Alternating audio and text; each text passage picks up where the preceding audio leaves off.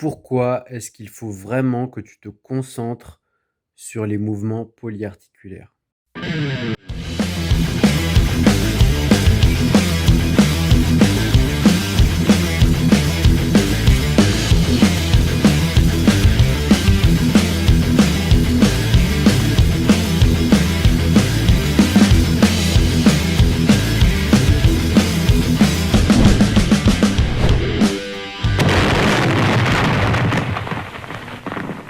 Salut à toi, c'est Force Primal et aujourd'hui, je vais te parler des mouvements polyarticulaires et pourquoi vraiment est-ce qu'il faut que tu bases tout ton entraînement autour de ça. Donc il faut vraiment que tu saches une chose, c'est que les mouvements polyarticulaires, ce sont les mouvements qui engagent plusieurs articulations. Je t'en parle souvent sur la chaîne. Ce n'est pas pour rien, c'est parce que ce sont des mouvements comme le squat, le développé couché, le deadlift, les tractions, etc., qui engagent le plus de masse musculaire en même temps. Donc il y a une meilleure réponse en termes d'hormones et en termes de recrutement musculaire quand tu fais ces mouvements. Donc typiquement, ça va te permettre d'engager le plus de muscles possible en même temps. Donc ça fait quoi quand on fait ça? Tout simplement, ça va te permettre d'avoir plus de muscles. Étant donné que tu fais des mouvements très demandeurs en énergie qui demandent beaucoup d'efforts, le corps il va sécréter plus de testostérone. Et qu'est-ce qui se passe quand tu as plus de testostérone? C'est l'hormone du muscle.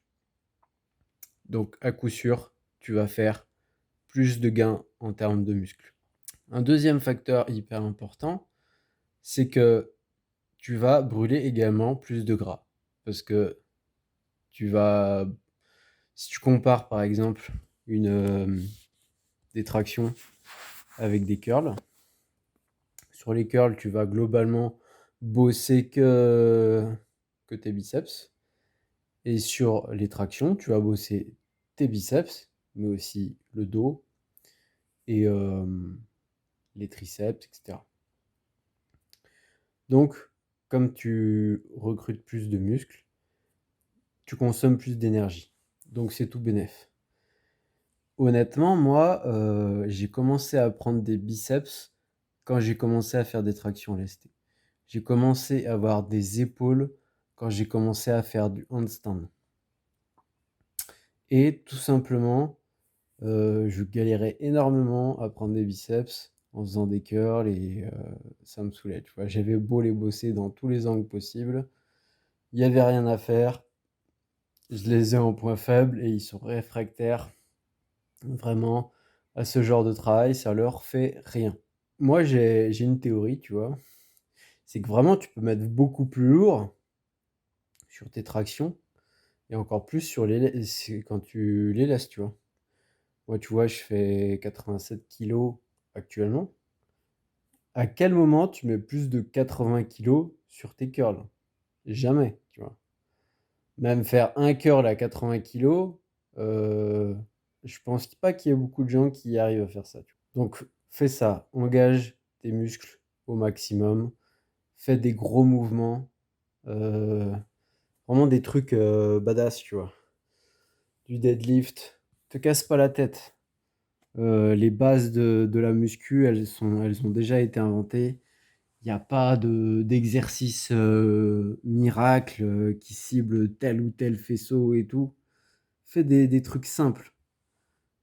Du squat, du deadlift pour les jambes, tu fais des tractions, prise supination, pronation, c'est bien de changer les angles aussi. Ça, c'est pour le dos et pour ce qui est tout ce qui est poussé, tu peux faire des dips, des pompes, du du développé couché et voilà, tu as tout ce qu'il te faut, quoi. Tu as pas besoin de chercher, des exercices particuliers, que ton meilleur influenceur, t'a donné comme étant le meilleur pour cibler telle ou telle fibre, ou tel angle.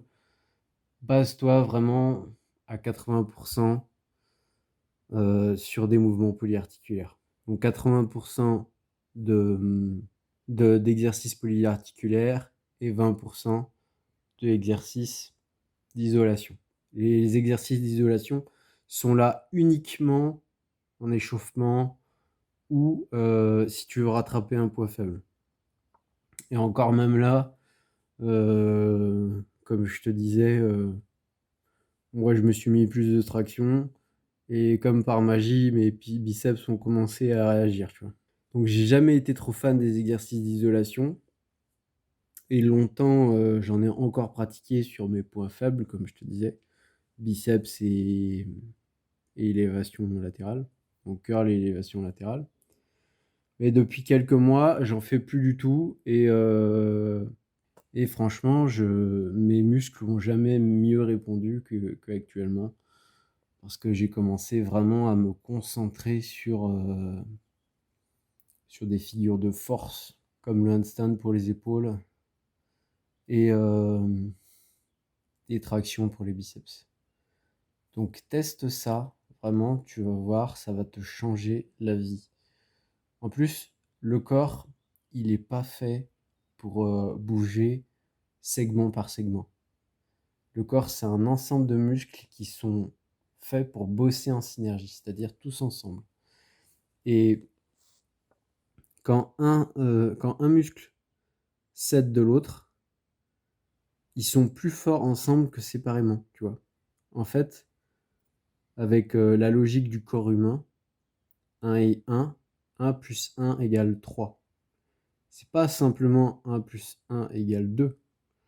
1 et plus 1 égale 3. C'est-à-dire que si tu vas mettre une charge uniquement sur ton triceps ou une charge uniquement sur ton pec en faisant du développé couché, tu vas développer beaucoup plus de force que sur ces deux mouvements séparés. Juste disons juste une extension de triceps basique et un écarté couché aux haltères, par exemple.